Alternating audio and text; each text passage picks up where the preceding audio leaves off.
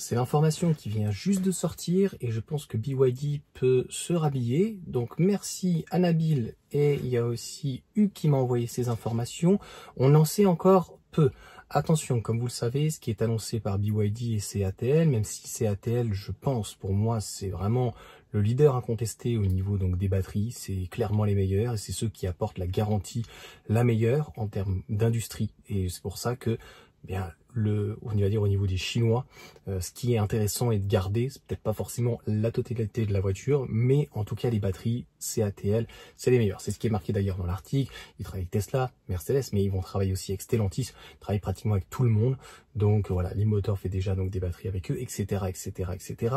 Donc 12C, mais alors on ne sait pas l'architecture, est-ce qu'elle est en 800 volts, 1000 volts, on ne sait pas non plus combien donc la borne doit être donc en volts, kilowatts, etc. C'est un petit peu donc dommage. On sait que ça va arriver très rapidement. Je ne sais pas pourquoi on parle des poids lourds, donc c'est un test sur des batteries normalement plus petites, donc sous un autre nom, donc par rapport à CATL, et ça devrait arriver d'ici la fin de l'année. Donc il faudra bien vérifier quand même si ça fonctionne bien. En tout cas, ça va quand même très vite, puisque après avoir fait des lithium-ion, donc entre guillemets nickel, manganèse, cobalt, très souvent, après il y a eu aussi des nickel, aluminium, cobalt, et bien l'intérêt finalement de la LFP, mais sans lithium, mais avec du sodium, et donc du logiquement fer phosphate, a priori, c'est de supprimer donc le lithium et le cobalt.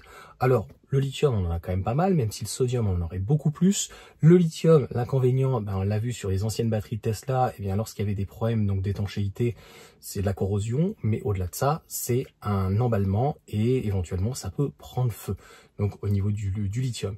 Donc, le sodium n'aurait pas cette contrainte-là. Bien sûr, ça permet, donc lorsqu'il y a moins de contraintes au niveau du chaud, mais surtout a priori du froid. Alors, il parle donc de la Chine, notamment des endroits où il fait très froid. Je crois qu'il y avait des pistes de ski, etc. pour Pékin. Mais même ici, même dans les Alpes, peut-être en Russie ou ailleurs, ou au Canada par exemple, notamment CATL avec Tesla pourrait donc proposer des batteries donc qui sont, on va dire, moins impactées par le froid. On sait que les batteries LFP, lithium fer phosphate, elles aiment pas trop ça en fait. Elles ont beaucoup de mal à récupérer et c'est très énergivore. A contrario, dans l'ensemble, elles adorent plutôt le chaud. Là, ça se passe plutôt bien. Donc, à suivre. Logiquement, c'est l'avenir. Ça va très vite. Les gens qui diront, bah oui, mais c'est pour ça que j'ai pas acheté de voiture électrique. Je pense que c'est une ânerie. Là, on est en train de parler de 520 km. On sait très bien qu'en réel, ça sera 300 km en 5 minutes. Ok, c'est bien, si tu mets 5-10 minutes dans certaines conditions, peut-être sur certaines bornes. Donc, ça aura mis peut-être 10 à 15 ans en termes d'infrastructure, etc. Mais c'est déjà au point. Donc, en fait, on va juste aller toujours un peu plus vite. Et à la fin, ça ira limite plus vite qu'un plein. Donc, le sodium, en fait, a priori, par rapport au lithium fer phosphate et lithium nickel manganèse cobalt, en tout cas, permettrait donc d'aller encore plus loin dans la charge, dans la ventilation de la batterie, et on sait que les NMC notamment, peu importe qu'on charge à 100, 200 ou 300 kW, c'est l'emballement. Ce qu'il n'y a pas forcément sur une batterie LFP, et comme j'ai dit donc en début de vidéo, c'est vrai que BYD est plutôt bien placé, mais BYD c'est le Toyota de demain, c'est plutôt un généraliste. CATL, c'est assez fort. Pour concurrencer aujourd'hui CATL, c'est leur propre batterie aussi, c'est au niveau de Geely, faut se rappeler, Zeekr, donc des Golden Bricks, ça va très vite. Après, c'est des choses qui n'arriveront pas forcément tout de suite, et je tiens à rappeler que la Chine a mis tout dans l'électrique.